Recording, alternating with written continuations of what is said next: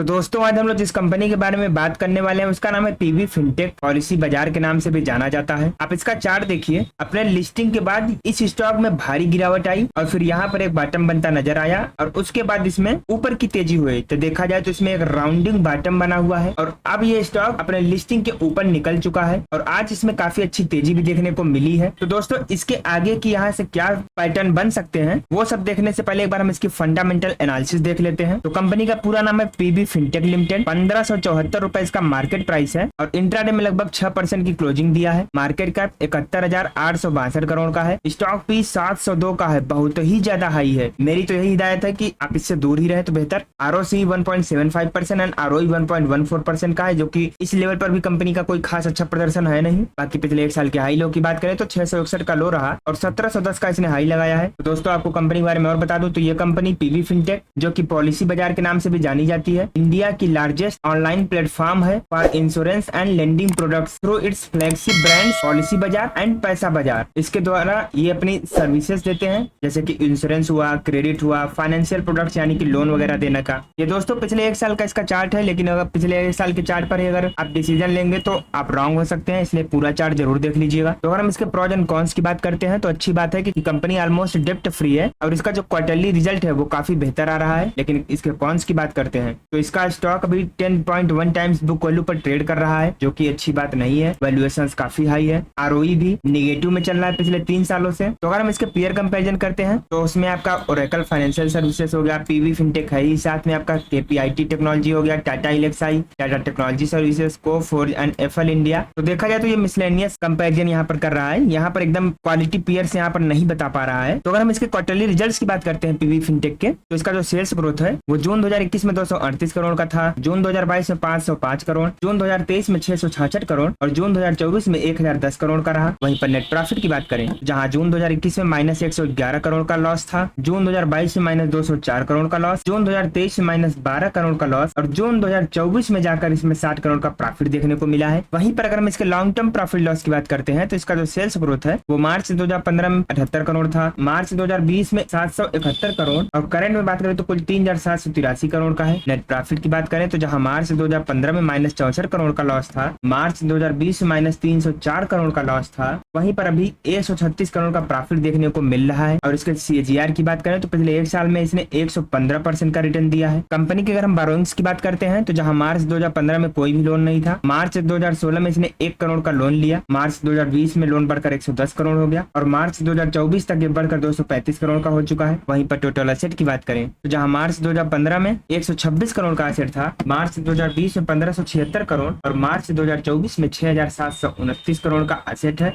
जिसकी तुलना में जो ये लोन है, ये मैनेजेबल है एसेट के मुकाबले। तो अगर हम कंपनी के शेयर होल्डिंग पैटर्न की बात करते हैं तो एफआईआई की होल्डिंग जहां दिसंबर 2021 में 16.29% थी, वहां से बढ़कर जून 2024 तक 51.58% पर आ गई है। टीआईआई की होल्डिंग 9.39% से बढ़कर 16.17% हो गई है और पब्लिक की होल्डिंग 69.87% से घटकर 31.69% पर आ गई है। तो दोस्तों अगर हम पीवी फिनटेक के फोरेंसिक एनालिसिस करते हैं तो इसमें आपको 7 पॉजिटिव संकेत, 2 न्यूट्रल और 6 नेगेटिव संकेत देखने को मिलेंगे। जैसे कि अच्छी बात है कि कंपनी के ऊपर कोई भी ऐसी लायबिलिटीज नहीं है जिससे कि इन्वेस्टर्स को कोई प्रॉब्लम हो। रिटेलर्स की जो होल्डिंग है वो मैनेजेबल है, यानी कि अभी बाई कर सकते हैं। इसके प्रोमोटर्स की बात करें तो प्रोमोटर्स ने कोई भी शेयर प्लेज नहीं किया है। रेवेन्यू इनका लगातार बढ़ रहा है। कैपेक्स वर्सेस आरओसी ठीक है, आरओई भी ठीक है, वर्किंग कैपिटल भी अंडर कंट्रोल है, लेकिन इनका जो डेप्ट है, डेप्ट अभी अनमैनेजेबल दिख रहा है। यहाँ पे डेप्ट जो है वो थोड़ा हाई है। शेयर प्राइस भी पिछले 10 सालों से देखा जाए तो कंपैरिजन में निगेटिव ही है। आरओसी की जो स्ट्रेंथ है वो भी डाउन है। तो दोस्तों अगर हम इस कंपनी के मार्केट शेयर की बात करते हैं तो 93% का मार्केट शेयर है इसके पास डिजिटल इंश्योरेंस मार्केट प्लेस में। इसके रेवेन्यू की बात करें तो इसका जो प्रोडक्ट है, marketing and consulting 32.8%, insurance commission 23.4%, outsourcing services 21.5%, product commission 15% and 4.7% reward. Segment wise breakup करें तो इंश्योरेंस वेब एग्रीगेटर सर्विसेज के रूप में ये कंपनी काम करती है अराउंड 84% का,